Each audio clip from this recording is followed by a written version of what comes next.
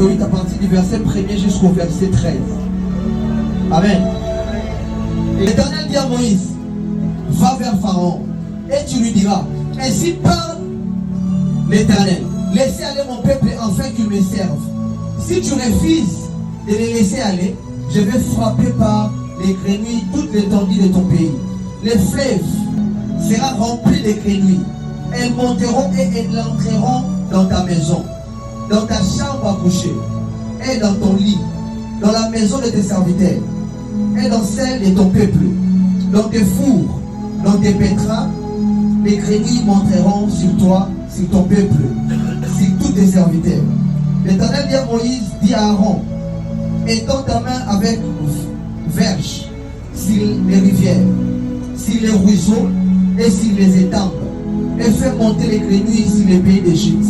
Aaron étendit sa main sur les eaux de l'Égypte, et les grenouilles montèrent et couvrirent les pays d'Égypte. Mais les magiciens en firent autant par leur enchantement. Ils firent monter les grenouilles sur les pays d'Égypte.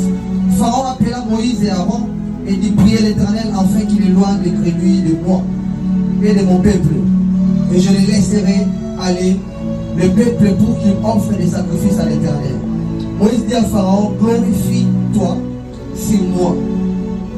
Pour quand prierai-je l'Éternel en ta faveur, en faveur de tes serviteurs, de ton peuple, afin qu'il retire les grenouilles loin de toi et de ta maison. Il en restera qu'un dans le fleuve. Il répondit pour demain.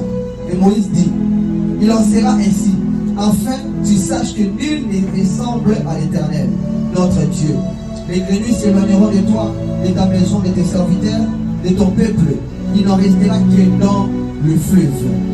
12.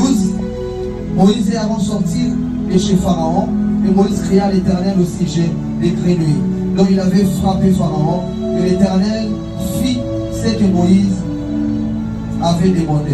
Et les grenouilles se retira de la maison, dans le cours et dans les champs. Amen, amen. Amen.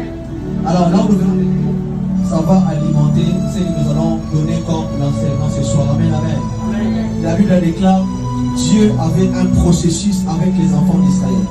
Mais avant que ce processus puisse arriver à son terme, il fallait faire passer Israël de l'Égypte au désert afin d'arriver à la terre promise. Il fallait que Dieu fasse d'abord passer Israël de l'Égypte au désert afin de les faire entrer dans une nouvelle état des choses ou encore dans une nouvelle saison.